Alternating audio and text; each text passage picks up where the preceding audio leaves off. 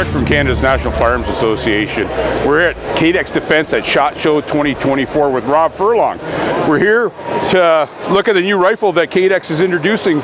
Rob, can you give us a descriptor on this? Yeah, you bet. Thanks for coming out, Rick. It's great having you guys come visit us all the way here in Las Vegas. So for our viewers, this is new Cadex CDX-X145. This is a 14.5 millimeter by 114. We announced this rifle today. People are asking, well, why? Why would you guys jump into this caliber? So as everybody knows, there's a bunch of conflicts happening around the world. There's a lot of interest in this caliber by some of the claims that are happening in places like Ukraine and so forth. The 14.5 has been traditionally used for either anti-aircraft, anti-material, but this has a lot of ELR capabilities. So what we have here, we have a 40-inch Bartline barrel, 2-inch taper. We got our proprietary muzzle brake designed by Cadex Defence in a new chassis. So this is 100% redesigned to house this absolute massive action that we've built here. So we've got 4 locking lugs, wow, 50-degree throw, much like what we've done on the Tremor. If you're looking at this, it's real hard for our viewers to be able to kind of compare a 50 this, but I can tell you it's about half the size. 50 would be about half the size of this rifle. Weight is 44.7 pounds dry, meaning that your magazine with 0 rounds in it, no bipod, no scope, anything, you're just under 45 pounds. Dressed as you see it here, about 52 pounds.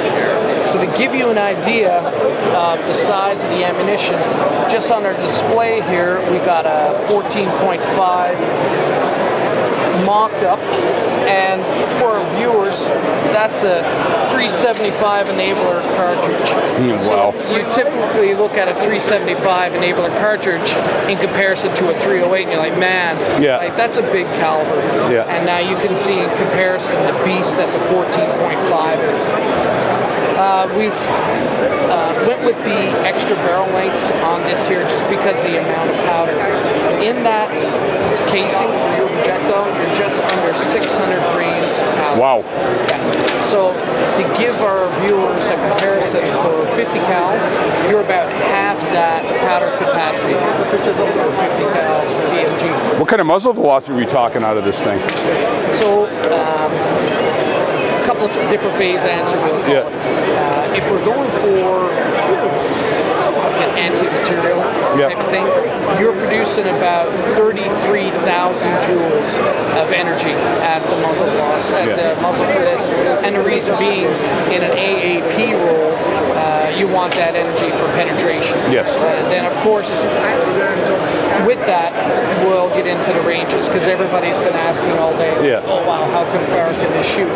So if you're in an AAP roll, you're looking at engaging targets, depending on the level of armament, from 1,400 meters to 2,400 meters. If you are just doing this in a sport roll, or you're wanting to see how far this can shoot, shooting a small vehicle-sized target at 4,000 meters, this gun is quite capable of doing stuff like that. Yeah. So when we get the big calibers back in Canada, I'm sure you're going to see this thing on precision long-range events. Yeah, 100%. Like, we want to see how far we can push these projectiles. There's always that conversation in the community is why. I mean, we're big sport shooters in Canada. We want to push the limits of these extreme long-range rifles, and that's our specialty. We want to be able to see if we can get specialized ammo made. We've teamed up with some companies like Ultimate Ammunition to make match-grade ammunition for these type of rifles.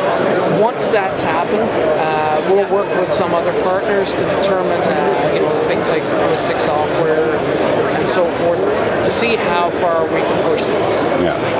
And that's what it's all about, seeing how far we can push stuff. Yeah, I mean, Canadians are renowned for our long-range capabilities. Everybody's read about the success that our hands-off guys have had in the last couple of years when they're deployed. So, yeah, again, it's a passion for Canadian shooters. It is. They're going to ask me, what's the mag capacity of this thing? You can get 4 rounds into this magazine. Yeah.